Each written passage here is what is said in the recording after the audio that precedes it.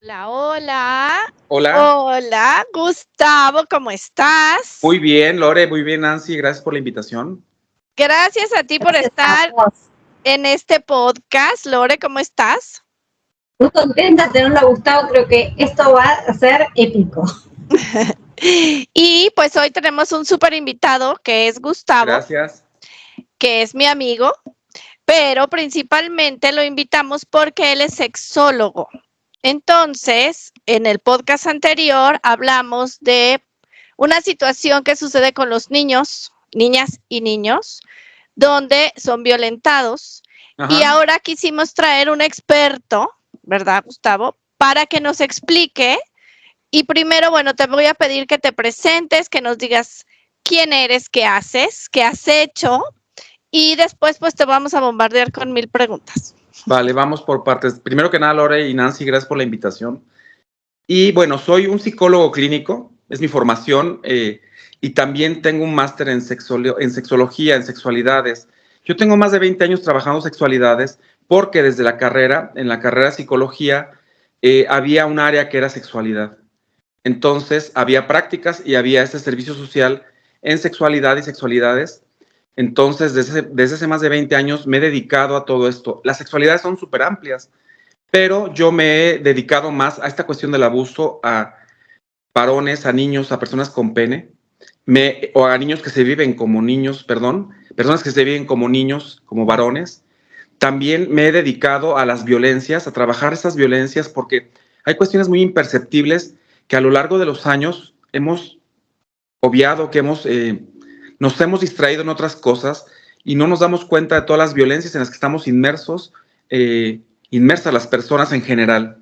Y en la práctica clínica, que tengo muchos años como terapeuta, psicoterapeuta y ahora más recientemente ya con una formación como sexólogo, atendiendo personas que permiten que los acompañe, les acompañe en sus procesos, eh, pues relacionados a las sexualidades y a lo psicológico. Wow. Y entonces, bueno, pues empecemos con las 1000 preguntas. ¿Qué es un sexólogo? Ok. Porque hay pocos, tengo entendido que hay pocos, corrígeme. Y en Ajá. realidad, ¿qué es? Porque aparte, antes la gente tenía temor de ir al psicólogo o al Uf, psiquiatra porque estoy aún. loco, Sí. aún, bueno, pero ahora sexólogo o sexóloga, bueno, ¿qué es? Bueno, primero que nada, es que quiero decir algo que es súper importante, Nancy. La gente, ahora hay muchas personas que se ostentan como sexólogos, sexólogas, sexólogues, sin tener ninguna formación. Es decir, leen un libro, van a algún curso y ya entonces creen que pueden hablar de temas de sexualidades, pues con todo el desparpajo y naturalidad que la frescura nos permite, ¿no? Pero ser sexólogo, sexóloga, sexóloga es haberse formado en una institución donde ves todas las cuestiones científicas, porque la gente puede decir, no, es que el psicólogo es una cuestión que no tiene que ver, digo, y ustedes lo viven con el trabajo que ustedes hacen, es que eso no es un trabajo científico, ¿no? Eso no está respaldado por la ciencia. Ha costado mucho trabajo para que los psicólogos, psicólogas, psicólogas seamos considerados de esa manera, pero sobre todo es importante darnos cuenta que es una formación y que tiene que ver con una vocación. Es decir, hablar de estos temas porque va desde la cuestión del género, es decir, qué genitales tengo, hasta estas orientaciones sexuales o hasta estas, justo ayer un paciente me decía, es que estoy muy preocupado porque yo soy alguien que está catalogado como un fetichista. ¿Sí me explico? O sea, hay como cuestiones de la cultura que hemos aprendido, o sea, que nos hemos apropiado de, y entonces creemos lo que la gente nos viene contando, ¿no? Que lo que hacemos está mal, que es perverso, que es sucio, que es malo. Creo que una labor básica de nosotros los sexólogos es poder educar en sexualidades para que sepamos diferenciar desde lo más básico, pero sobre todo entender que no va por el lado de decir es que estás enfermo, o es que estás mal, o es que estás haciendo algo que es sucio, y ya ni siquiera pensarlo desde la cuestión religiosa de esta formación judio-cristiana que tenemos los pueblos de América en general, bueno, de México para abajo. Sí. Sí. Wow. Bueno, yo preguntaría, ¿cuándo debe uno ir al sexólogo? ¿Todos tendríamos que ir a un sexólogo en algún momento? Yo creo que todas las personas tenemos situaciones, complicaciones, tenemos cuestiones de la vida erótico-sexual, incluso del género, de la orientación y más, que nos causa alguna situación en la vida, ¿no? O sea, es decir, todos estamos inmersos en esto, es decir, siempre en algún momento. Yo no sé, yo creo que las personas que se han formado como yo dirían que sí, pero no creo que tenga que ser exclusivamente porque hay una problemática. Es que tendríamos que entender que es como cuando tienes un malestar un malestar físico y vas al médico. O es más, cuando vas al médico para prevenir o cuando vas al médico, pues para que te dé un diagnóstico general de tu salud. Solamente en ese sentido. Hay mucha gente que tiene temor, si bien decías, o sea, de acercarse a las personas que tenemos una formación en psicología. Es mucho más complejo pensar que alguien se acerque a alguien que tenga una formación como sexólogo o sexóloga, porque sí es terrible pensar, digo, en el mundo en el que vivimos, que hay un problema mental. Pues imagínense un problema en el sexo, cuando ni siquiera a veces tenemos idea qué abarca esto del sexo. Entonces, respondiendo concretamente a la pregunta, yo creo que sí, incluso por las cuestiones básicas de información. Cuando vamos a dar pláticas o talleres o cursos, siempre las personas están como muy a la expectativa porque piensan que vamos a llegar a hablar de los órganos genitales, que vamos a llegar a hablar de las orientaciones, que vamos a llegar a hablar de ese tipo de cosas, cuando las sexualidades pueden ser muchísimo más y ni siquiera pasar por esos temas, ¿me explico? Sí. La sexualidad es lo que vivimos en general todos, todas. Justo ayer también alguien me decía, es que es una persona que tiene un problema con la disfunción eréctil, y me decía, bueno, yo no puedo entender cómo voy a empezar el proceso. Entonces yo le decía, es que el problema es que cuando todo lo genitalizamos, dejamos todo el demás cuerpo sin poderlo erotizar, sin saber que es una zona erógena y sin saber que podríamos echar mano de todo el demás cuerpo sin tener que basarnos en los genitales o centrarnos en ellos, mejor dicho. Claro. Esto que decís, Gustavo, a mí me como que empecé a pensar muchas cosas que me pasaron a mí cuando era más chica, de esto que decís, que todas las personas vivimos situaciones. Por ejemplo, en el caso de las mujeres, nosotras, el desarrollo en nuestros cuerpos, cómo nos perciben los demás, es como un poco violento, o al menos así lo viví yo, porque yo un día me acosté a dormir y al otro día me desperté con el cuerpo de una mujer. Entonces, para mí ir al colegio, yo estaba todavía en la primaria, ir al colegio y aparecer con cosas que no tenía, todos me miraban y para mí fue tremendo. Y algo que me pareció horrible, que no me lo puedo olvidar, es que yo salí a comprar unas hojas que me faltaban para arte y fui con una amiga a comprar enfrente del colegio. Y pasó un hombre que manejaba un camión de Coca-Cola.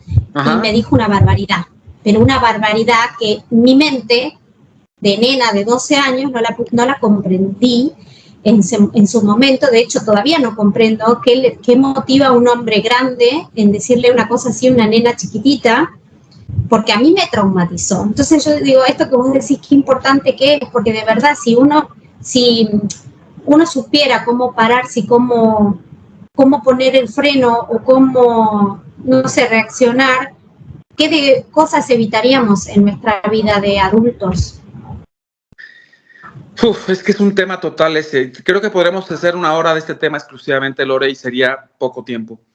Creo que lo primero que pasa es esta cosificación de ustedes las mujeres. Es terrible porque como resulta que nos han educado a los hombres, sin importar la orientación sexual, en que las mujeres son propiedad, son una cosa que el hombre puede poseer para el disfrute, incluso porque dices, ¿qué sentido tiene que un señor me diga esto, no? Porque no lo entendías a los 12 años, pero incluso hoy creo que nos pasa que escuchamos cosas que decimos, no comprendo cómo reafirma eso su hombría al tipejo ese que te lo dijo, porque al final él está ejerciendo poder, te está violentando. Y a veces, aunque estos hombres, que nunca los justificaré, porque me parece que es muy barato este argumento, decir, no, es que yo lo digo porque estoy educado así y así crecí en este mundo en donde No, creo que por ahí no va. Eso me parece terrible. Eso trabajo mucho con personas que se viven como hombres u hombres, porque es complicado pensar que podemos violentar a quien sea solamente por el hecho de que son personas indefensas. Y como dices tú, Lore, es terrible cuando no hay educación sexual en los colegios, desde los básicos, desde muy pequeños, donde a los niños, niñas les digan, este es tu cuerpo, esto va a suceder. Dejémonos de las ideas de religión y de formaciones heteronormadas, patriarcales, donde no, la mujer cuando tiene su primer regla, entonces es que sucede que ya son sucias, ya no son puras. Entonces empiezan a llenar a las mujeres, a las personas menstruantes, de una serie de cosas violentas en donde se acaban viviendo con culpa, con malestar. Entonces, cuando aparte de vivir el malestar físico, porque hay una cuestión hormonal muy importante, hay un cambio, y aparte tienes que vivir las violencias desde el exterior, porque claro, tú te sientes diferente, pero aparte la gente te ve diferente, porque ya te empiezan a ver los hombres o quienes se viven así, te empiezan a ver como con esta cuestión como de deseo y muchas cosas más que antes no existían, y que en tu proceso como mujer de evolución, eso no está ahí, no está como que al momento en que pasa esto que te conviertes en una mujer, como dicen las personas en lo común, también mentalmente lo logres hacer. Me explico, es como algo que no va de la mano, es que es desfasado. Regularmente lo acaban aprendiendo de la manera más lamentable, dolorosa y violenta. Es terrible esto. Es más, yo me acuerdo ahorita que dijiste esa parte de cuando una mujer empieza a tener una menstruación, a nosotros nos tocó, bueno, al menos aquí en México, no sé, Lore, allá en Argentina, pero que cuando tenías que ir a comprar unas toallas sanitarias, las envolvían en periódico y las ponían en una bolsa negra. Sí. Ahora a la distancia dices, a ver, qué absurdo, ¿no? Y te decían, tómalas. Entonces, era peor que salieras con tu tabique negro, que ya sabías que tenía. Claro. Y aparte, ya eres sucia, como dices, o ya merece, porque ya, entonces ya ella ya merece, ya necesita. Lo que decía Lore, ¿no? De que ya te cambió el cuerpo, entonces, bueno, pues ya. Y volviendo a lo que decíamos del machismo aquí en México y en América Latina, creo que también en España se da mucho, no sé, corrígeme, de poseer a la mujer. Pero es poseerla a la hora que yo quiero, como yo quiero, donde yo quiero. Y si ella no quiere, a mí qué me importa, ¿no? O sea, eso no pasa nada. Y es que aparte tú como mujer, ustedes como mujeres deberían sentirse halagadas de que ese hombre decida que ya son deseables y que entonces pueden violentar. Es que es terrible. Mira, yo creo que tiene que ver mucho con esta cuestión de la misoginia, el machismo introyectado, la educación que hemos tenido, porque como nos hemos... es que es terrible. De verdad, es que yo tengo 20 años en esto, pero me sigue pareciendo bárbaro cuando dices estas cuestiones, porque... es real, ahora que está en tema de discusión en muchos países esto de que toda la cuestión de salud e higiene menstrual sea gratuita, escucho a los hombres decir, pero ¿por qué va a ser gratis? ¿Por qué les vamos a regalar? ¿Por qué a estas mujeres que son sucias? Y alguien decía un día en la radio y me pareció muy interesante, oye, pero no hables así de las mujeres. El tipo no sabía decir, quería decir que no fuera misógino al otro, que eran igual de misóginos los dos, pero cuando le dijo uno al otro, lo paró en seco y me pareció que, ¿por qué tenemos que...? Él dijo, piensa en tu madre, ¿tú te expresarías mal así de tu madre? Y el tipo dice, pues mi madre empezó a ser madre, o sea, a tener hijos, a los 16 años. Entonces, pues tampoco ni era ni tan santa, ¿no? Entonces yo dije, no, o sea, si no tienes el criterio para saber que el tema está totalmente fuera de lugar, que es súper misógino, pero que aparte no puedes hablar de tu madre en ese sentido, por muy ignorante que seas de los temas. Y más si tienes un micrófono y estás sos un comunicador, sí. Es terrible. Bueno, ¿no? que comunica, ¿no? Es que justo, Nancy, Gustavo, es el problema. Esto que... Habla, por favor. Perdón, es que es terrible. Justo, ¿qué comunica? Ignorancia. Que comunica misoginia. Que comunica violencias. Y se sigue replicando entonces. Perdón, Lore. Que esto que decís vos me lleva a un pensamiento que digo, ¿por qué esto contra la mujer cuando todos nacemos de una mujer, de una vagina, de un útero. Si no, no es por ese portal orgánico, material, nosotros no estaríamos acá. ¿Qué es lo que pasa en la psicología, que hay tanta relación con la madre, con el nacimiento, con el sexo, como que es una cosa media que se mezcla todo, ¿no? Yo creo que es terrible. Primero que nada, creo que es una cuestión muy importante. Ustedes, las mujeres, en la historia, en los albores de la humanidad, del Homo sapiens, como nos vivimos ahora, la raza que somos, ustedes lo sabrán mejor que yo, porque ustedes investigan mucho sobre esto, pero las mujeres eran quienes lideraban, eran quienes llevaban la voz de mando, eran quienes tenían como este poder y lo ejercían de una manera mucho más sabia y menos violenta. Pero tal vez también respondiendo a esta pregunta, Lore, o a este comentario, es que hemos crecido en una sociedad heteronormada, o sea, heterosexual, misógina, machista, donde el hombre,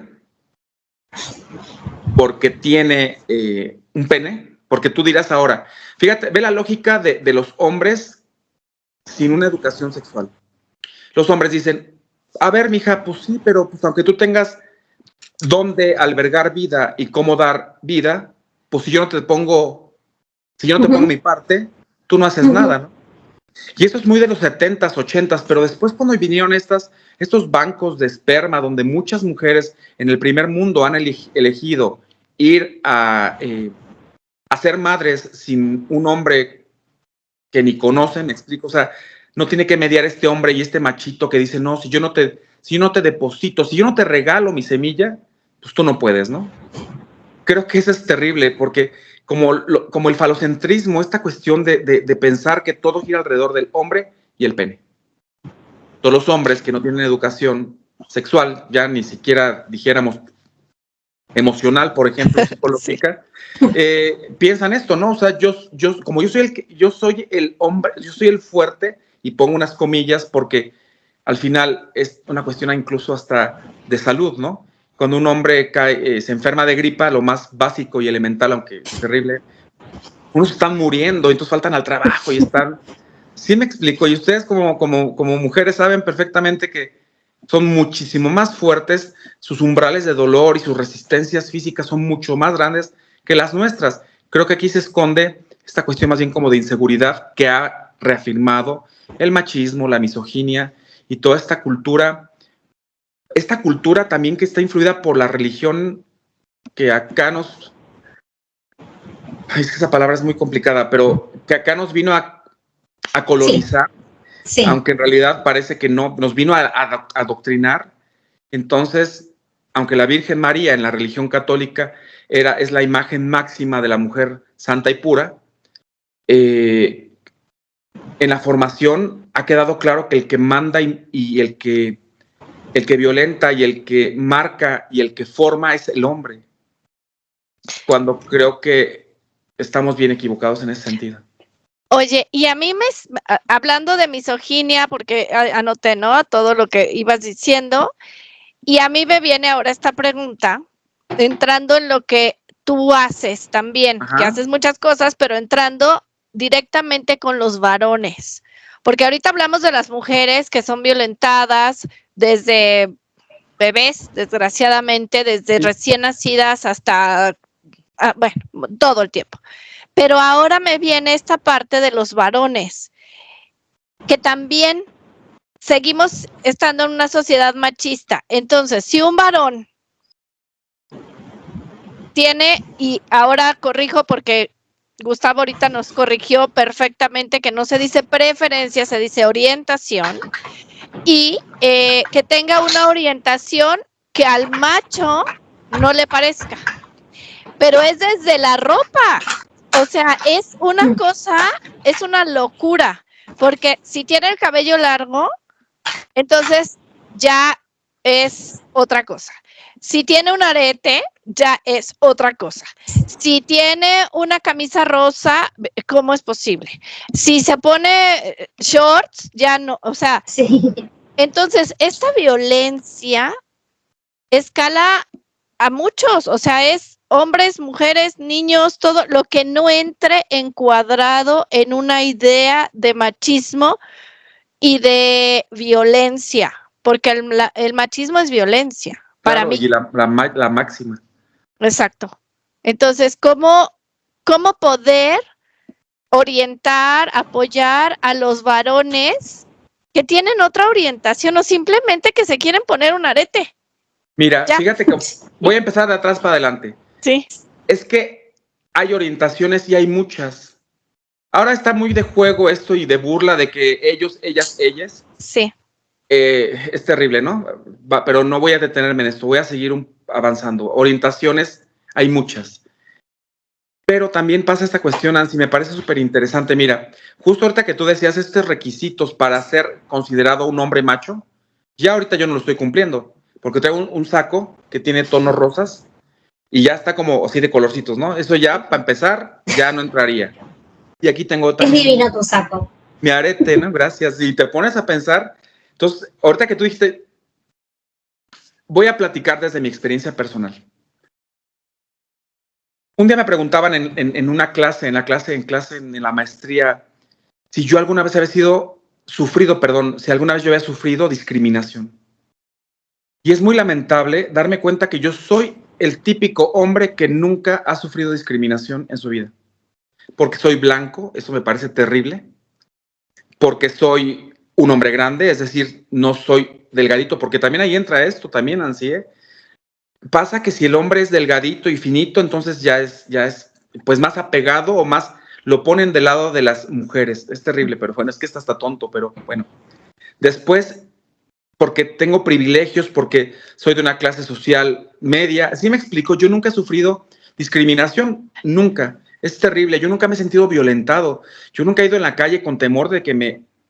En cambio, un hombre de 14 años que está en la adolescencia, que es delgadito, que su voz está cambiando y que es tímido y se deja el pelo largo, camina con miedo por la calle.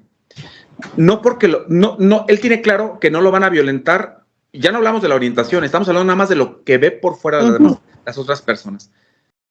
Él tiene miedo de ser violentado, pero no una violencia sexual, sino que le griten, ahí va la mariquita, ahí va la nena.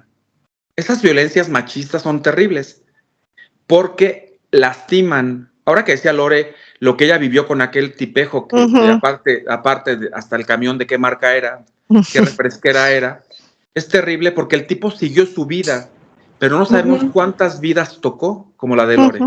Cuántas inseguridades causó, cuántos dolores provocó. Que hay gente que viene con nosotros psicólogos, para hablar de estos temas, cuando alguien diría, bueno, pero es que eso no pasó a mayores, ¿no? Pero bueno, volviendo al tema de estos hombres que van caminando. Si eres un hombre y no reúne las características que esta heteronorma machista dicta, y bien dices, Nancy, o sea, estos hombres que tienen que ser rudos, violentos, desaliñados, descuidados, porque eso sucios. Es ser hombre, ¿no? Sucios, es que será justo, es perfecto esto que lo menciones, porque sucio en todos los sentidos, ¿eh?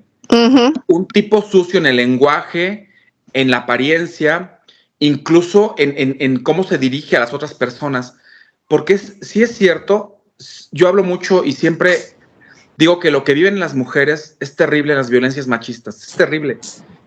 Hay violencias de todo tipo machistas contra las mujeres, pero cuando a un hombre lo identifican como alguien débil, pongámosle las características que queramos ponerle, ¿no?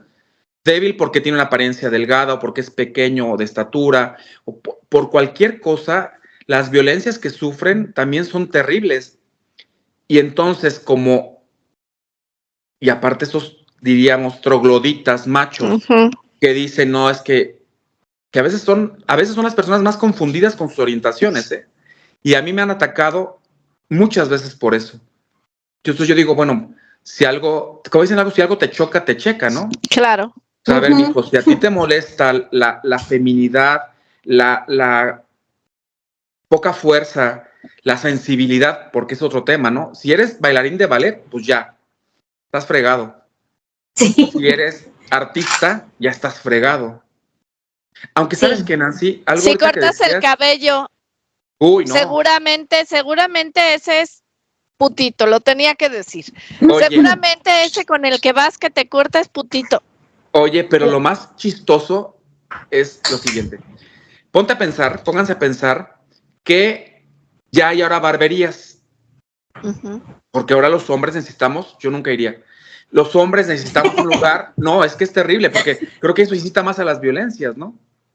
Sí. Un lugar donde te van a tratar igual que en la estética, pero hombres. Es que golpeándose pechos. Más división. Los hombres estamos también en una cultura homoerótica y los hombres lo negamos, pero los hombres admiran a otros hombres. No me digas a los futbolistas, no me digas en Argentina. Bueno, si los malos futbolistas mexicanos provocan pasiones, pues los argentinos, que son muy buenos, imagínate, ¿no? Todos los hombres idolatran, vean sus pósters de sus habitaciones y tienen a Messi, tienen a Cristiano Ronaldo, tienen a Luis Suárez, idolatran a los hombres. Es una cuestión homoerótica terrible, pero volvamos otra vez a los barberos, ¿no? Entonces si este hombre tiene barba y te atiende y te corta la barba, entonces tú no corres peligro. Tú puedes dejarte en sus manos sin problema alguno, ¿no? Es absurdo. Volviendo otra vez, y con esa cuestión como de las... Les voy a platicar una experiencia que me sucedió que es muy interesante porque yo doy talleres a chicos de secundaria entre los 14 y 15 años. Y estos talleres los he dado en escuelas particulares y escuelas públicas. Creo que esto lo hemos platicado, Nancy, más de una vez. Es terrible, Lore, ¿cómo te das cuenta que la formación de los chicos que han estado en escuelas públicas es más fuerte que la de los chicos que han estado en escuelas privadas? Por ejemplo, esos chicos que van en escuelas públicas saben que si van con la chica, el chico, la persona que está en la estética de la esquina, y si se dejan que les haga ahí un toqueteo o les haga algún jugueteo sexual, les va a dar una botella, una cerveza o un trago o un cigarro, ¿no? Y los chicos van con toda la conciencia y dicen, a ver, a mí no me gustan los hombres, pero pues al final me voy a llevar una cerveza o un cigarro, ¿no? En cambio, las personas que estudiamos, porque aquí estamos incluidos, al menos Nancy y yo, en escuelas privadas, sucede que vivimos en una ignorancia terrible, porque nosotros no tenemos, como decimos en México, Lore, barrio, no hemos tenido este enfrentamiento. No tiene, claro, calle. No tenemos calle, exacto. Entonces un día en una plática en una escuela privada, en las escuelas públicas los chicos, chicas dicen, oye, yo tengo una duda, a mí me pasa esto. Y no tienen temor de decirlo, ¿no? A menos de que haya adultos. Luego cuando hay adultos o tutores, padres, sí lo dudan un poco. Pero en escuelas privadas pasa lo siguiente. La amiga de mi prima o el amigo de mi mejor amigo, o sea, nunca eres tú en primera persona, es alguien más. Entonces, ese día yo me quedé, de verdad, dije, ¿cuánto daño nos hace el machismo? Y esto es ser hombre sucio. Porque este chico me decía, ¿sabes qué? Cuando yo tengo relaciones sexuales, no me dijo con quién, ni era importante, ¿no? Después yo me limpio con cloro para matar y evitar cualquier infección. Yo me quedé así, Lore, como estás tú, con la mano en el pecho y dije, ¿qué estamos haciendo mal como sociedad? Que en vez de que los hombres varones, porque aparte no hay ternura, ¿eh? Creo que es alguna respuesta a esto, todo esto, Nancy, es que no hay ternura. No. Si tú como chico a los 14 años te acercaras a un adulto, regularmente buscaríamos a un varón porque pensaríamos que es como aquel que podría ayudarte, ¿no? Que te dijera, oye, mira, no la vayas a regar, no vayas a hacer esto, están los condones, ve a la farmacia, ve al sector salud, te los regalan. Porque eso sigue pasando en la actualidad. Tú vas a una farmacia y pides un condón y vas, hola, me da. Sí. Y te lo escondes y aparte pides otras 3 cosas para esconderlos para que no te vean salir con ellos. Cuando yo creo que sería maravilloso, como igual que el cuidado femenino, salir con él en la mano con todo el gusto y el orgullo y decir, oye, yo estoy procurando mi salud. Estoy procurando evitar un embarazo, una infección. Y no verlo por el otro lado, decir, es pecaminoso, escóndete, está mal, ¿cómo te atreves? Es terrible. Creo que falta educación sexual. Pero salen, por ejemplo, con el paquete de cigarrillos orgullosos o con las botellas de cerveza o alcohol para borracharse y matar neuronas de su cabeza que no se van a recuperar más, pero con eso sí, me siento orgulloso de ser un borracho. Y claro, y sabes, y tienes toda la razón, porque ahora con esta permisividad que existe en las culturas, en nuestras culturas ahora con el uso, por ejemplo, de drogas recreativas, que habría que ver qué es recreativo y qué no, pero bueno. Ese es otro tema. Confiemos en el término, Sí. en el término. Estos chicos que prueban de todo y sufren entonces violencias sexuales, porque se pierden. Yo me acuerdo cuando era más joven y yo fui tutor de un chico que ahora es como mi hijo y que tengo muchos años, Nancy lo conoce, Israel, que lo formé, y yo le decía, cuando quieras tomar alcohol o meterte una droga o lo que sea, hazlo aquí, porque yo estoy para cuidarte y veamos qué sucede, cómo reaccionas. Claro. Tampoco le encantó, ¿no? Pero creo que si los hombres trabajáramos eso con otros hombres y decirle, oye, estás en un espacio seguro, aquí investiga cómo te sientes, qué pasa, cómo lo vives. Pero fíjate, dos cosas, y te voy a hacer una pregunta. Dos cosas. Una, cuando yo he visto, en mi corta vida, he visto cuando los hombres educan a otros hombres, por ejemplo, en la bebida, es, tómale, ándale, mijito, ándale, como un macho, y vamos a ponernos... Entre más tomas, más hombre claro, eres. más hombre eres. Y la otra es cuando un varón le pregunta a su papá también, no digo que todos, pero sí veo que la mayoría, oye, tengo esta situación, yo te llevo a una casa para que te desquinten, ya ves que antes decían eso, para que te desquinten, y entonces te llevo a un prostíbulo. A ver, esa no fue la pregunta, esa no fue la cuestión es cómo se hace, como tú dices, sin violencia. Ya no hablemos del romanticismo del amor, ok, pero con precaución, en un espacio seguro, no llevarlo a esos lugares, porque inclusive pues se hacen adictos a, ¿verdad? Como a la pornografía, como a toda esta situación.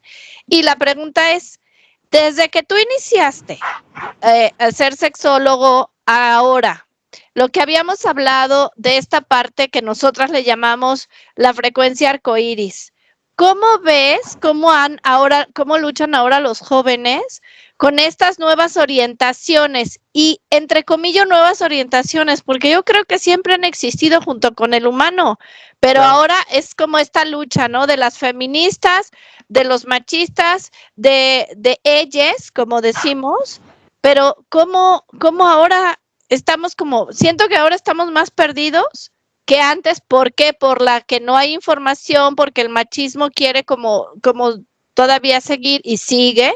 Entonces hay una ensalada de cosas que los niños están perdidos, es lo que yo siento. No sé si estoy mal.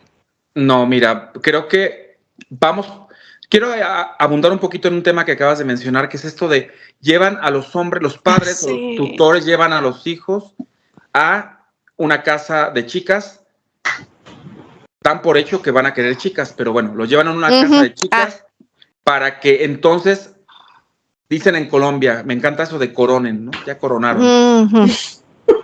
Ok, cuando no hay deseo, cuando no hay atracción, cuando no hay placer, yo me pregunto, ¿qué experiencia puede salir de eso?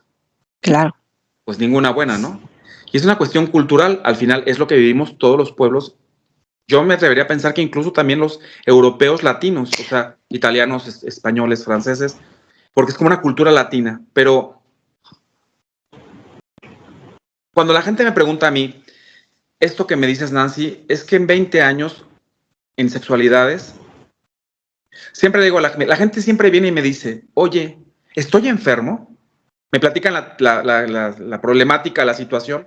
¿Estoy enfermo? Y creo que es bien grave ya para empezar cuando vas con un sexólogo y le preguntas si estás enfermo, porque das por hecho que algo que estás viviendo tú tiene que ver con la enfermedad o con no estar sano. Ya para empezar ahí estamos mal, creo. Pero quiero abundar en ese sentido.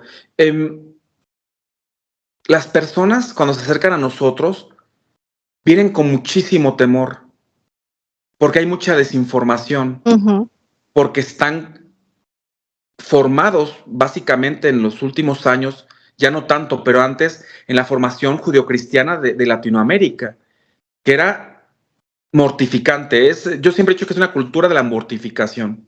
Terrible. Bueno, la gente viene, entonces empieza como a platicar y esas cuestiones, ya te das cuenta que son unas situaciones que si hubiera un poco de cultura y de educación sexual desde pequeños, sería muy diferente. Contestando a tu pregunta, es maravilloso ver cómo estas nuevas generaciones, estos chicos que tienen ahora, y mira, ya no son tan chicos, porque tienen 20 años, del 2000 para acá, pero todas estas generaciones tienen una vida maravillosa en el siguiente sentido. Primero, han crecido con muchísima información. Yo siempre digo que no toda la información que está en internet hay que creerle, ¿no? Porque la gente va a San Google, entonces ya sabe cuál es su enfermedad. Y es terrible porque entonces investigas ahí, ¿cuál es la edad ideal para tener mi primera relación sexual? ¿Qué te va a contestar Google, no? Pues por estadísticas, por historias, por incidencias, por la cultura que vivimos. Que seguramente en Argentina es diferente a la de acá. Pero vamos a seguir con esto. Estos chicos, chicas, chiques, tienen algo maravilloso porque tienen empatía. Algo que nosotros, personas de los 2000 para atrás, no tenemos. Muy bien dicho. No tenemos empatía. No tenemos esa capacidad de ternura, de ponernos en el lugar de la otra persona, de interesarnos genuinamente por si la otra persona tiene sentimientos. Uh-huh. Es algo que, por siempre digo que la cultura de la ternura es algo maravilloso y revolucionario. Me parece que cuando todos abracemos la ternura, la empatía, entre mujeres, la sororidad, el mundo va a cambiar, porque entonces habremos antepuesto estos sentimientos que estamos ignorando totalmente. Hasta ahora no hemos hablado de sentimientos, ¿no? Hemos hablado de cómo nos vivimos como hombres, como mujeres. Estos chicos me sorprenden a mí porque luego los traen los padres, ¿no? Porque al final, pues, los padres, ahora en esta idea tan loca, pero divertida, lo digo en un sentido positivo, de que los padres ahora quieren ser todo lo presentes, procurar todo el bienestar, ser lo más cercanos a los hijos. Entonces, pues los llevan al psicólogo, al sexólogo, para que platiquen conmigo de cosas que no sería necesario. Yo agradezco, incluso creo que hay veces en que les digo, miren, no es nada la consulta, porque en realidad no hubo consulta, ¿no?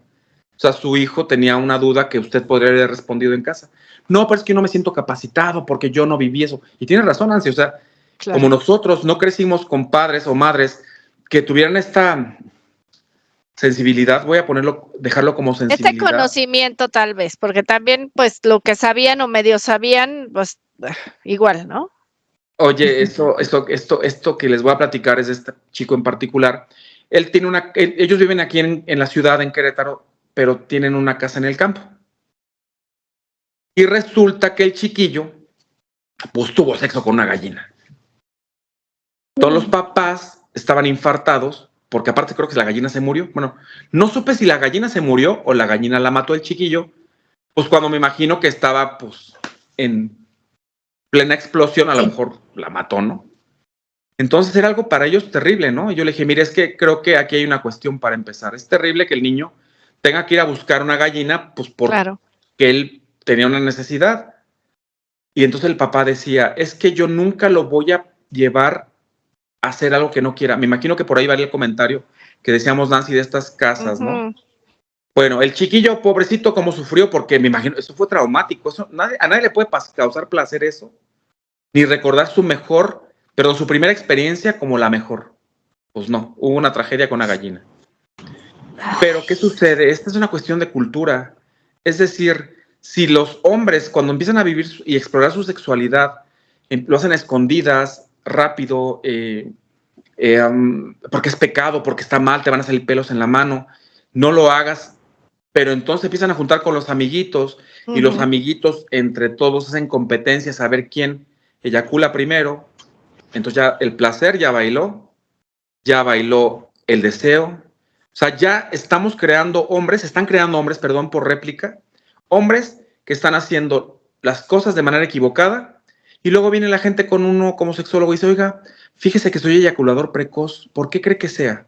Entonces yo les digo, mira, bien rápido, ¿cómo has vivido tú desde tu adolescencia ahora esta cuestión de la sexualidad? No, pues escondidas, ha sido pecado. Yo me metí al baño y lo hacía lo más rápido posible. Pues claro, pues te acostumbraste a hacerlo rápido porque vivías con culpa, no te disfrutabas, era una cuestión como podríamos decir, animal y no racional. Ujú.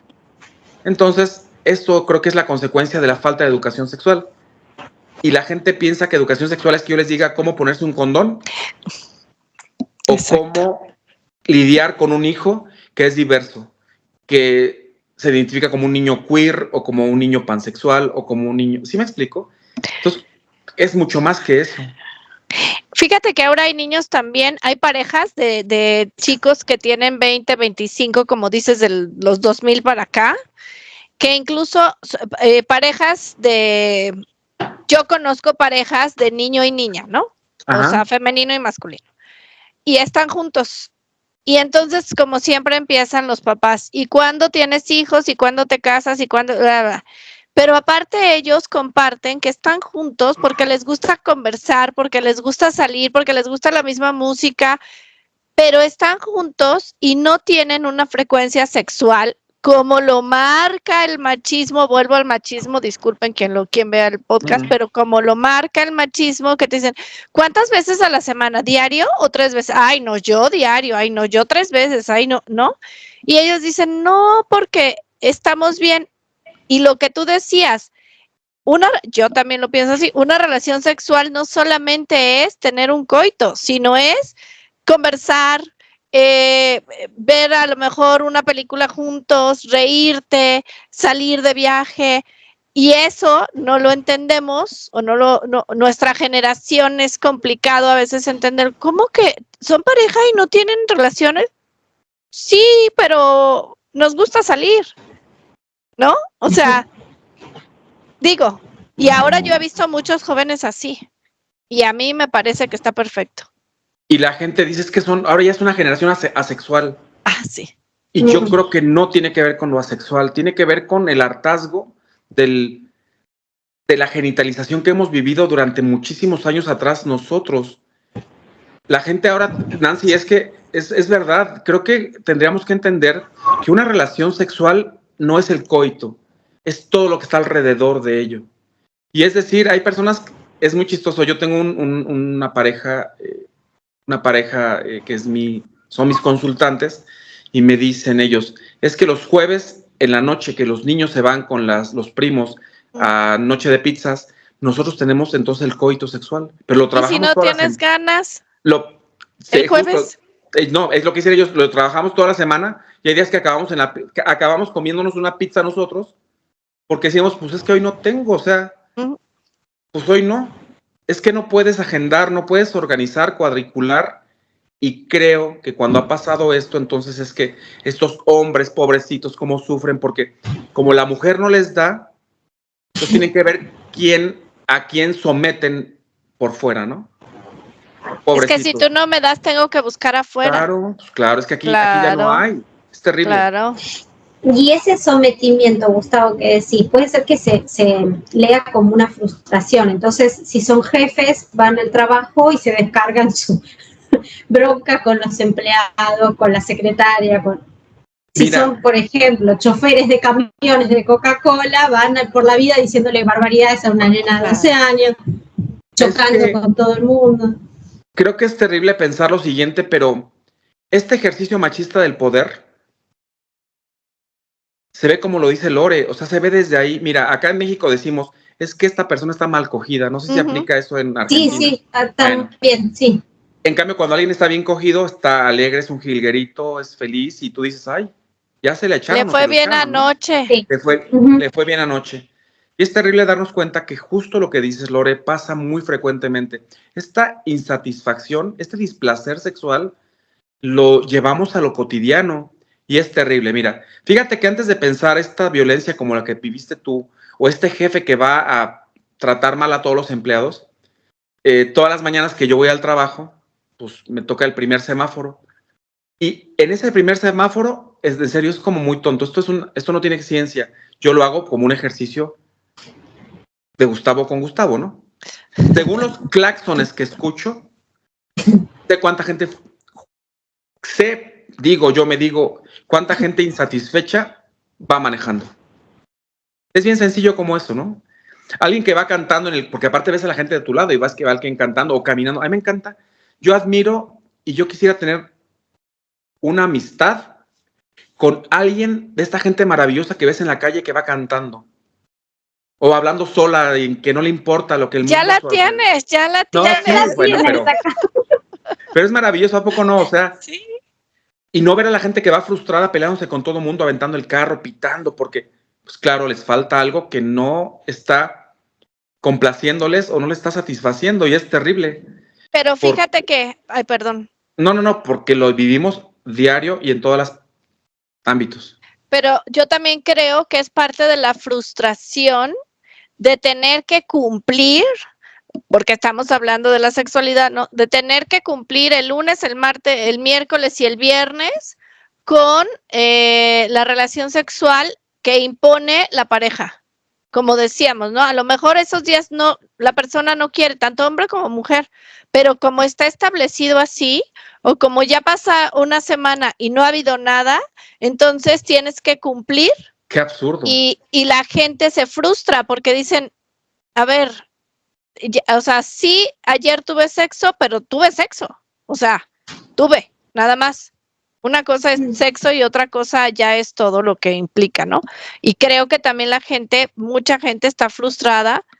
Puedo decir que sí hay hombres también así, pero más mujeres, ¿no? Yo creo que más mujeres que tienen que cumplir, que tienen que hacer. El otro día yo veía un post en Facebook que decían, estos memes que dicen, es que me voy a casar para tener sexo o algo así, y dicen, ¿se lo dices tú o se lo digo yo? Y me puse a leer los comentarios y decía un hombre, es que cuando somos novios, entonces sí teníamos mucho sexo y ya de casados no. Y una mujer contestó, es que cuando yo me casé, tuve que tener hijos, estar en la casa y acabo rendida, o sea, ya no puedo hacer más y aparte trabajo y aparte hago, ya no puedo. Entonces también entra todo eso, ¿no? Tengo que hacer, tuve que hacer, y luego, y como tú dices, y el sentimiento y la plática, ¿no? La introducción. Sí, es todo por obligación. Exacto, y te frustras. Mira, hace rato decías algo de lo romántico. Es muy complejo, es muy complejo en general todo el tema, ¿no? Pero, a ver, cuando regularmente, pero aquí voy a hacer una puntualización, no solamente los hombres, sino también aquellos que se viven como hombres, es decir, por ejemplo, los hombres trans. Okay. ¿Qué sucede? O las mujeres que se viven como esas mujeres tomboy muy, muy masculinas que viven con otras mujeres, ¿no? Este sometimiento. Pasa lo siguiente. Cuando tú eres novio, estás en una relación como de coqueteo, de ligue, pues se lo trabajan estas personas, ¿no? Porque saben que al final si las llevan a cenar, si las tratan bonito, si les compran un detalle y más, van a tener sexualmente lo que ellos desean, ¿no? Pero cuando ya la persona te pertenece es terrible, porque es que este papel, nombrarse mi esposa, mi mujer, mi hembra, eso me parece cuando, no sé si en Argentina, pero en México sucede mucho esto de mi mujer, es que ella es mi mujer. ¿No? Sí, acá también. Ella es por ella misma y después entonces circunstancialmente está compartiendo la vida contigo, pero no es tu mujer, no te pertenece. Es que desde que ya pensamos que la otra persona nos pertenece, ya está jodido todo. Volviendo al tema de estas personas. Entonces, como en el tiempo en que hay noviazgo, hay una relación antes de la formalización o de las ataduras de papeles y más, o religiosas, terriblemente también hablando de eso, antes de eso las personas se sienten libres, ¿no? Y entonces los hombres saben que van a tener sexo cuando la mujer también quiera tener sexo. Eso pasa antes de la formalización de las relaciones, regularmente. Pero después, entonces, tienes razón, las mujeres están cansadas, trabajaron todo el día, tienen que educar, criar, hacer otras muchas labores más.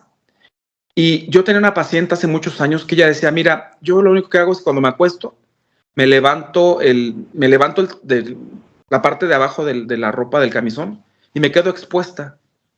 Y ya que él llegue. Y a veces me sorprende darme cuenta que no. Entonces un día le dije, oye, bueno, pregúntale por qué básicamente cuando haces eso nunca te toma. Estoy poniendo lo bonito, te toma, es como más lindo. Y ya después, un día en un pleito, porque ellos estaban a punto del divorcio, cuando llegaron al punto del divorcio, le dijo, ya bueno, pero ¿por qué cuando yo estoy así? Y dijo, no, pero él se lo dijo de una manera linda. No, es que si tú estás expuesta, entonces me estás dando autorización. Esto tiene un peso impresionante. ¡Wow! Entonces ella vino después conmigo, me dijo, ¿cómo hacemos?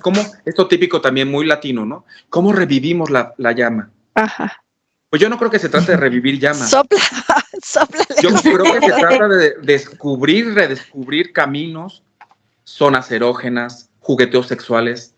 Hay un montón de cosas que se pueden hacer. Esto también, hablando ahora esto que decías, Nancy, de estas orientaciones que la gente ahora tiene Descubre más conocimiento, que hay más.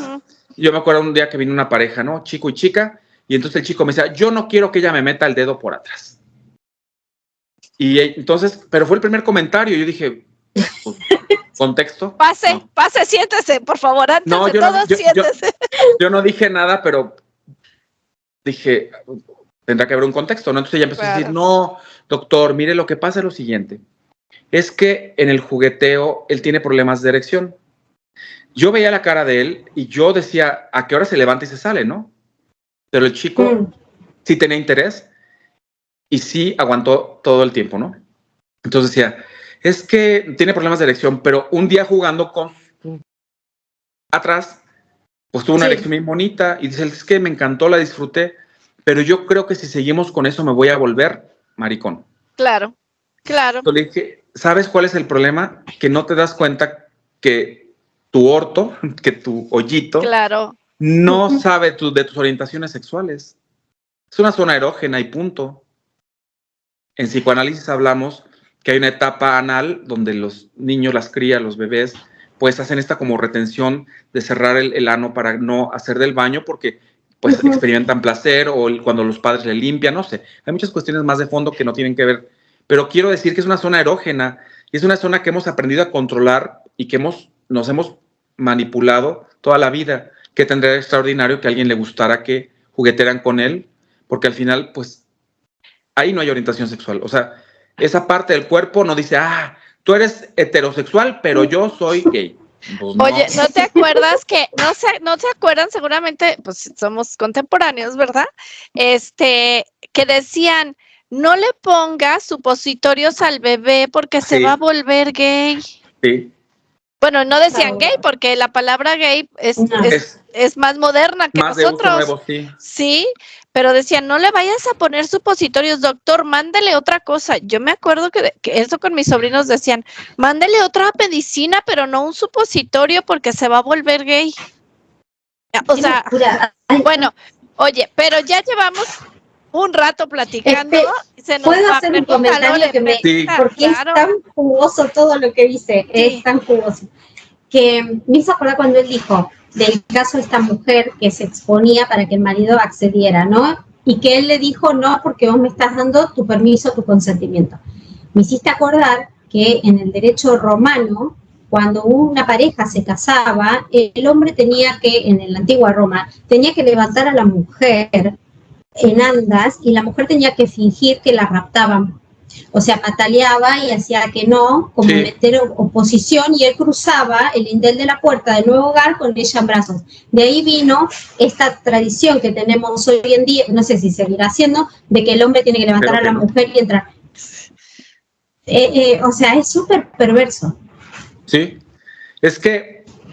Y en la psique de, ¿cómo se queda? En la psique de todos. Pero de todos, de él, y, o sea, de los hombres y de las mujeres. Claro. Pero es maravilloso. ¿Cómo se inicia un matrimonio? Es maravilloso cómo más de una mujer pensará de ahora en adelante, pues voy a exponérmele. Para que entonces... Es que, en serio, es que... Mira, lo que le gusta al macho le gusta poseer. Controlar. Entonces, cuando ya no está poseyendo porque ya está viendo un permiso ahí, ya entonces choca algo en la cabeza, ¿no? Deja de ser atractivo. Claro. Bueno. Oye, Gus, pues ya porque yo sé que dijiste un tiempo y nosotras nos podemos seguir platicando un montón. Yo te preguntaría para cerrar, porque Bueno, tú te especializas en tratar varones violentados, jóvenes, creo entender, ¿no? Sí. Si nos dices antes de decirnos, te pregunto, ¿tú consultas online, verdad? Tú tienes consulta online, sí. Entonces ahorita nos dices tus redes, nos dices tu contacto, yo lo voy a poner en la cajita por si alguien quiere consultarte, porque tenemos comunidad de, afortunadamente, muchas partes del mundo y seguramente van a tener muchas dudas.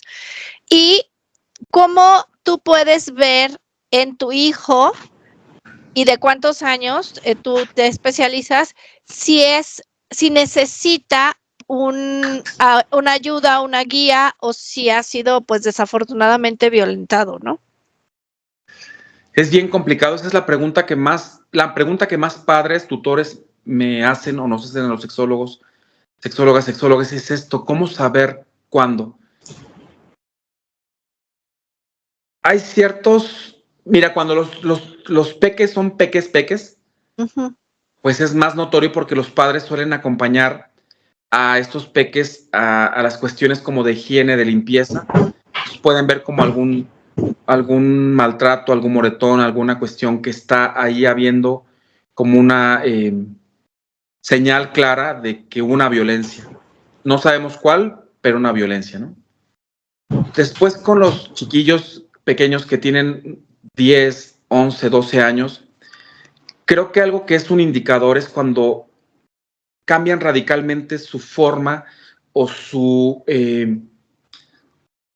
carácter en lo cotidiano. Muchas veces para los padres, madres, tutores, viene cuando el chiquillo es el niño más alegre, una castañuela, y todo el tiempo es fiesta, y se vuelve alguien retraído, hostil, depresivo, triste. O cuando este niño que es depresivo, triste y que siempre está como así, pero que su carácter al final no podríamos pensarlo generalizándolo, este niño se convierte en alguien violento, agresivo, porque entonces vienen y dicen: es que nunca en la vida mi hijo había sido violento, pero ahora me llamaron del colegio para decirme que está violentando. ¿Y qué pasa? Que te das cuenta que violentan a las personas que tienen menos fuerza que ellos, niñas o niños más pequeños, porque van a descargar como esto, ¿no? Entonces creo que cuando hay un cambio muy radical, que luego las personas, es terrible porque otra cuestión de violencia machista, no, es que va a entrar a la adolescencia, es un preadolescente, está con estas cuestiones, por eso es que tiene estas formas nuevas, ¿no? Yo creo que no, prestar atención en eso. Muchas veces pasa también que los padres, madres, tutores se dan cuenta que los pequeños están haciendo o dibujos o cuestiones que pueden parecer muy violentas. Yo creo, sin haber sido padre biológico, yo creo que hay muchos indicadores que nosotros como adultos podemos darnos cuenta que está pasando algo violento. Y cuando hablo de violencia no me refiero al extremo de la violencia sexual, incluso cuando hay estas violencias verbales, donde al niño que es delicado le dicen que es una mariquita, una niñita. Vemos como esta cuestión desde lo más... vemos esos cambios, nos vamos dando cuenta cuando hay como ciertos cambios. Hay otras ocasiones donde son más notorias las cuestiones, porque, y también eso lo quiero decir a todos los padres, madres, tutores, cuando sus hijos, hijas, digan: no quiero quedarme con tal persona, no quiero ir a tal lugar, no deseo, tengo miedo, no me gusta, o como los niños, niñas, logren expresarlo, porque recuerden que no tienen la madurez para poder expresar los sentimientos. Bueno, tampoco los adultos, ¿para qué nos hacemos? También no sabemos decir qué sentimiento estamos viviendo. Hagamos caso a esto. Yo creo que había un anuncio, una publicidad en España antes de la pandemia, justo esa Navidad, ese año nuevo lo pasé allá, que decía: no puedes obligar a tu hijo, hija a sentarse en la mesa para las Navidades de alguien que lo ha violentado. Y no se refería a la violencia sexual exclusivamente. ¡Qué duro! Tú no puedes sentar a alguien en una mesa porque como son épocas de amor y de cariño y de perdón. Entonces creo que hay muchas señales que podemos ir viendo. Respecto a la otra cuestión, yo le digo a la gente: mira, si tú tienes una duda, pregúntame. La gente piensa que aquí decimos también que toda consulta causa honorarios, ¿no? Pero yo tengo la fortuna de saber, primero, que hay gente que no lo puede pagar y segundo, que hay consultas que no requieren que sean pagadas, ¿me explico? Digo, si la persona me hace una pregunta y tardamos 5 o 10 minutos, que muchas veces pasa, yo encantado de la vida, porque si yo tengo un saber, un conocimiento y no lo comparto, no sirve de nada. Porque que yo me haya formado como sexólogo y si yo no comparto eso, pues entonces me voy a morir y me voy a llevar el conocimiento, ¿no? Es mejor poderlo compartir, sea como sea, y siempre también pensar que no hay preguntas tontas ni obvias en esas cuestiones de las sexualidades.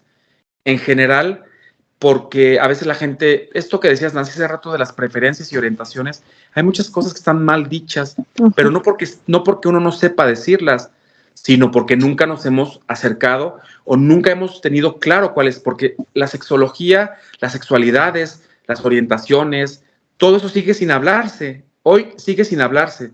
Yo les platicaba antes de esto que yo tenía un TikTok que yo era feliz porque iba bastante bien el TikTok y yo hablaba en cápsulas de 1 o 3 minutos sobre cuestiones de sexualidad y hablaba de los temas del día, las violencias y todo este tipo de cosas, hasta que me lo bajaron por mostrar desnudos, cuando toda la vida estoy en este mismo fondo, mi librería, mis libros, y yo con la cara ahí vestido, ¿no? Pero bueno, mientras haya censura, no habrá manera como tampoco de compartir mucho. Lo entendemos perfectamente. Totalmente. Sí, es que hay temas que más vale, o sea, para los que gobiernan, es más fácil mantenerlo, que la gente no lo sepa, porque así ellos pueden dominar. Es que la ignorancia hace gente sumisa y dominada. Clientelismo. Sí. Por cierto, quería abundar con un último punto ya rapidísimo, porque sí, yo no tengo reloj aquí enfrente. Bueno, ahora aquí, contigo y conmigo son las 5:30. Ok. Bueno, ya sigo. El punto acá es que Lore, tú sigue. Antes Lore me preguntaba, esta adicción a la pornografía es un tema bien controversial. Primero, porque desde qué ángulo lo vamos a ver. Es terrible la pornografía porque nos alecciona a los hombres, quienes nos vivimos como hombres o personas con pene, a vivir un sexo idílico que no existe en la vida real. Estos miembros masculinos tremendos y estas relaciones coitales sexuales que duran horas y con unos cuerpos impresionantes, eso es una mentira, eso no existe. Por ese lado hay mucho daño, pero también hay algún beneficio y cuando yo digo esto la gente levanta las cejas. A ver, es real que si una persona, un hombre, tiene apetito sexual hoy viernes a las 6 de la tarde, pero se mete a ver porno y entonces se da placer solito, seguramente después de eso se querrá echar un cigarro si fuma o algo más o un traguito y a lo mejor ya no sale a buscar a quién someter. Porque aunque digan, es que vamos a la disco, al boliche, a la fiesta y entonces estas personas no te están conquistando, mija, no te están llegando por el lado romántico, que también es terrible esta cuestión de la idea del amor romántico, pero es otro tema. Están buscando con quién tener un encuentro sexual, punto. Es lamentable, no todas las personas, ojo, yo nunca generalizo, pero parece ser que es muy, muy frecuente. Pero volviendo al tema, si este hombre ya se descargó en su casa, pues seguramente ya no va a querer, porque a diferencia de ustedes, las maravillosas mujeres con vulva, es que son multiorgásmicas, nosotros no, somos como que nuestro periodo refractario es tan prolongado que entonces muchos hombres dicen, porque me lo han dicho, o sea, estos que dicen, no, es que yo antes me iba de joven a la fiesta cada 8 días y tenía sexo viernes y sábado. Pero ahora no, me pienso antes de salir y entonces veo algo de porno, me ayudo a mí mismo y pues ya me quedo en casa. Piénsenlo por ese lado. Yo no estoy diciendo que haya que ver porno, ¿no? Porque aparte es una cuestión también de hombres. Las mujeres les produce una terrible flojera pensar en esas escenas tan sin sentido, tan de machistas, horas, misóginas y más, ¿no? Entonces, creo que en ese tema, Lore, la adicción al porno puede causar malestares físicos a quien está viendo porno durante 5 horas, ¿no? pero también puede prevenir, yo lo digo con cautela, esto es desde mi experiencia como sexólogo, puede prevenir que alguien salga a buscar con quién descargarse de manera violenta. Y cuando digo violenta es inclusive cuando desde el no consentimiento hasta estar casando a esta persona, a esta chica o a este muchacho o a quien sea para tener sexo sin consentimiento, no consensuado, sin placer y luego, por supuesto, menos sin deseo. Entonces, en ese sentido, yo no soy defensor de la pornografía, nunca lo podría hacer porque creo que nos quita la sensibilidad para muchas otras cosas más, pero creo que sí previene violencia. Súper interesante. Digo, habrá que analizarlo, ¿no? Habrá quienes estén en contra, claro, pero en mi experiencia creo que con las personas que me han acompañado en sus procesos, muchos me han dicho, oye, Gustavo, gracias por el consejo, mira, hasta me ahorré dinero, ¿no? Sí, hasta no me expuse. Y Sí. nos va a quedar en el tintero, o no sé si tengas tiempo y quieras hacerlo, lo de los muñequitos que decías, Lore, de los dibujos animados. No, eso lleva otras 2 horas y media.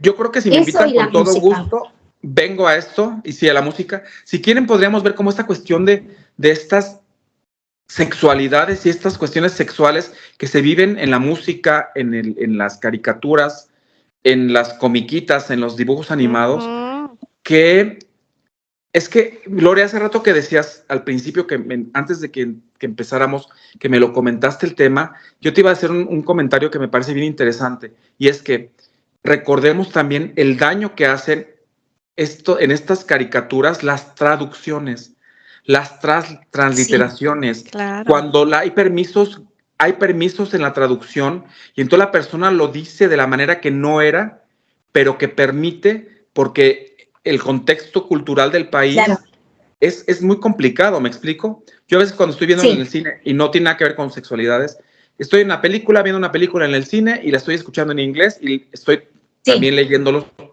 Y digo, eso no lo dijo. Exacto. O sea, ¿cuánto de eso hay, no?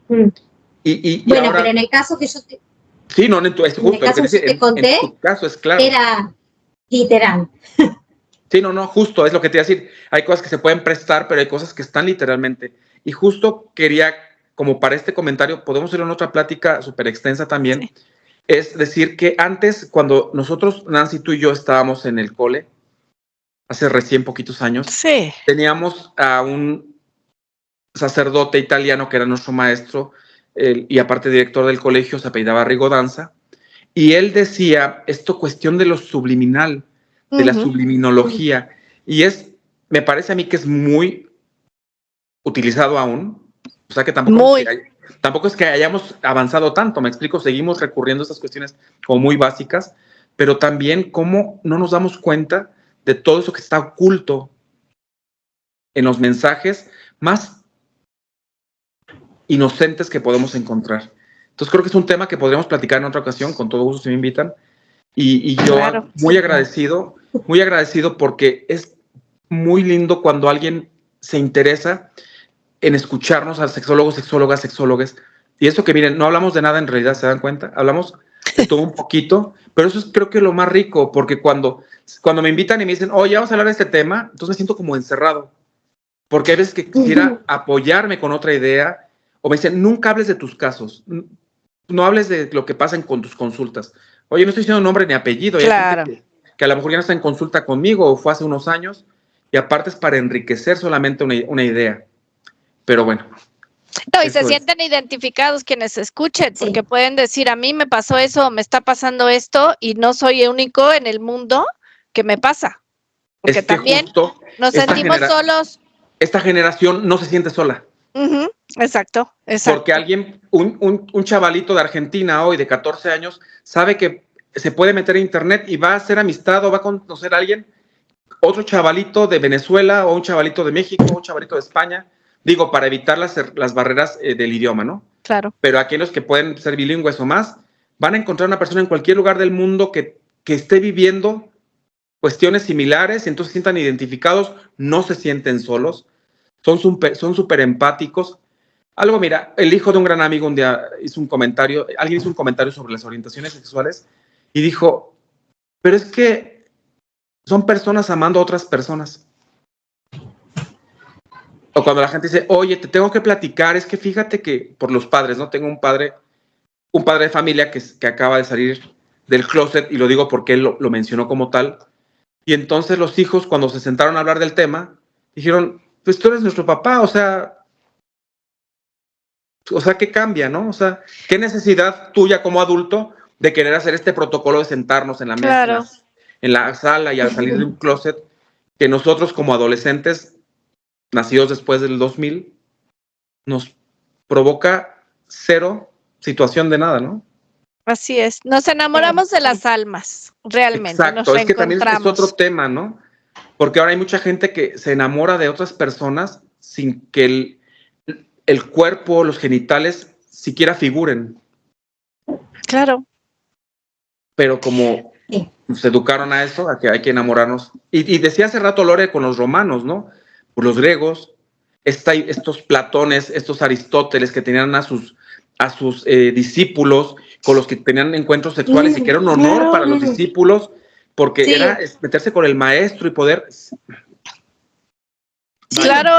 Claro, porque el cerebro es el órgano más sexual que hay. Entonces, sin duda, si tú escuchas a alguien que sea inteligente, aunque sea físicamente no agraciado, vamos a ponerlo de esa manera, te va a gustar al que sea tan guapo y que te hable de sandeces, ¿no? O guapa. Estos son los sapiosexuales, que me encanta la gente sapiosexual porque se enamora de esas personas por su conocimiento y sabidoría. Y otra cosa, no son cuerpos no bonitos, son cuerpos diversos. Diferentes. Ayer di una plática sobre gordofobia, y entonces la gente cuando les decía es que la diversidad es bella. Nos cuesta mucho trabajo entender que lo diverso es hermoso, pero hasta que no lo conozcamos, hasta que no nos interese, va a seguir siendo todo igual, ¿no? Yo le digo a mis alumnos que qué bueno que no somos iguales todos, que no estamos encasillados porque seríamos clones o seríamos zombies o no sé. Claro, imagínate que salgas a caminar a tu calle y todos sean igual como tú, que tengan tu misma cara. No. No, y aparte es maravilloso cuando escuchas a alguien hablar de otro tema que tú no dominas. Claro. Por eso a mí me pasa frecuentemente, ¿eh? Es un tema que la gente no domina, entonces sí regularmente dicen, ay, cuéntanos, platícanos, ¿no? Porque creo que cuando te enamoras de alguien, o te puedes enamorar de la inteligencia de otra persona, es como muy sublime, ¿no? O sea, háblame de temas que yo no sé, o sea, quiero enriquecerme también.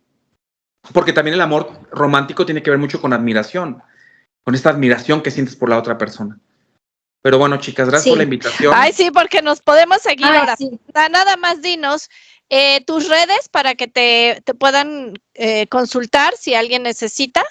Mira, ahorita tengo un problema con lo de la red, con lo que les comentaba al TikTok. Pero ahí está. Si quieres, te doy mi correo. Ajá. Que es psic, la abreviatura de psicólogo, psic.valderas@gmail.com. Que es básicamente donde, por el contacto que tengo en este momento, porque no me ha dado tiempo de hacer que me han sugerido tanto como esta página de Facebook como sexólogo.